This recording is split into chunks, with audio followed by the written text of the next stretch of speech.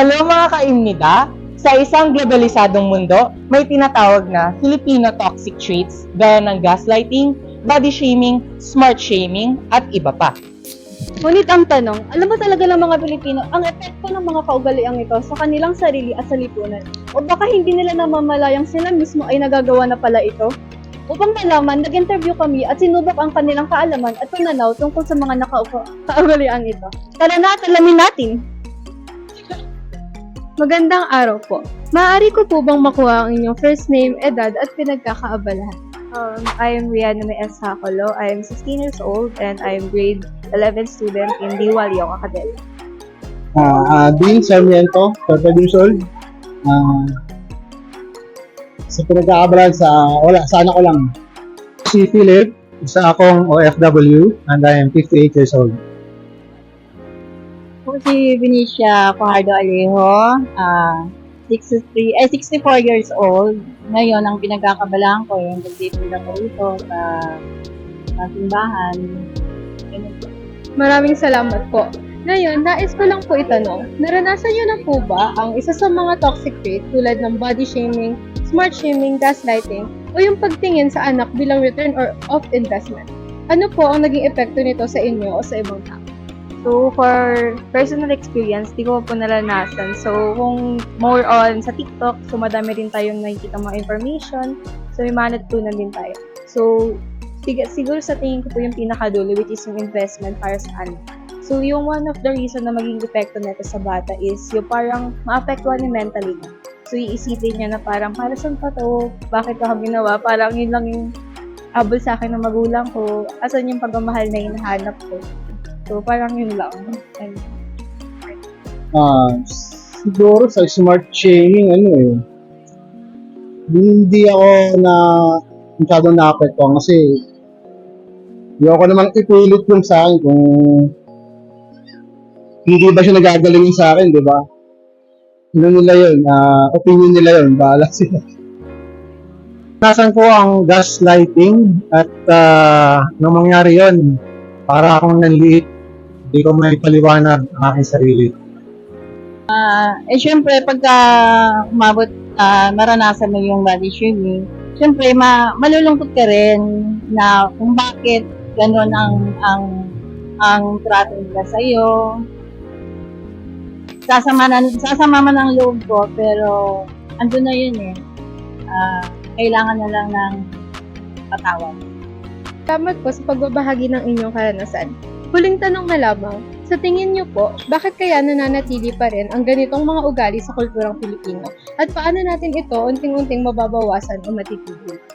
So, para sa akin, medyo pa siya sa Pilipino since mga magulang natin, ganun pa rin yung maturity nila.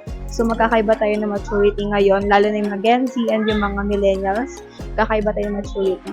So, para maiwasan natin to, siguro maging open-minded na lang tayo kasi since wala naman tayong magagawa sa ibang bagay na hindi natin kayang kontrolin. And yun lang. Thank you. Ayaw lang nila malamangan. Ganun lang yun. Ayaw lang nilang masapawan sila. Kaya sila ganun. Siguro lahat ito nagsisimula sa tahanan.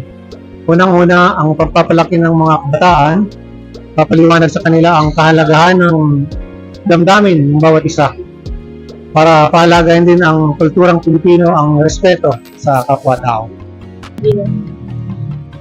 Mababawasan lang to kung less gadget yung mga bata.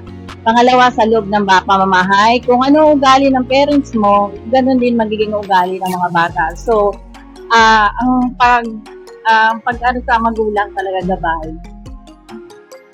Maraming salamat po sa oras at sa pagbabahagi ng inyong karanasan at pananaw. Ingat po! Kung akong tatanungin, nasabi kong pamilyar ang ilang Pilipino sa Filipino toxic trait tulad ng body shaming o gaslighting. Dahil madalas nila itong nakikita o nararanasan. Ngunit, may mga kaugalian din kaya ng smart shaming at ROI mindset na hindi agad napapansin dahil nakasanayan na. Kaya, mahalaga ang kamalayan at bukas sa pag-uusap upang makita na nakakasama at sagabal sa ating pag-unlad bilang individual o bilang bansa. Magbigay ka ng dalawang hamon ng globalisasyon na may kinalaman sa paksanin mo. Ano-ano ang pwede mong magawa upang matugunan o maharap ito? Kung ako ang tatanungin, isa sa hamon ng globalisasyon ay ang mabilis na pagkalat ng toxic traits sa social media na nakakaapekto sa tiwala sa sarili at ng mga kabataan. Isa pa ay ang pressure ng edukasyon at trabaho na nagbubunga ng smart shaming at pagtingin sa anak bilang return of investment o ROI mindset.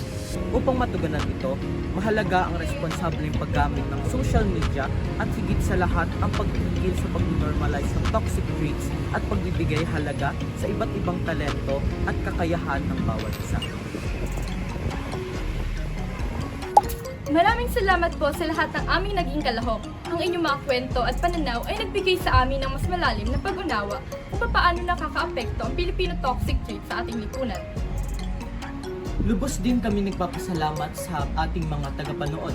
Naway magsilbi itong paalala na hindi natin dapat pagwalang bahala ang mga ugaling nakasanayan natin na nakakasama pala sa ating sarili at sa iba pa.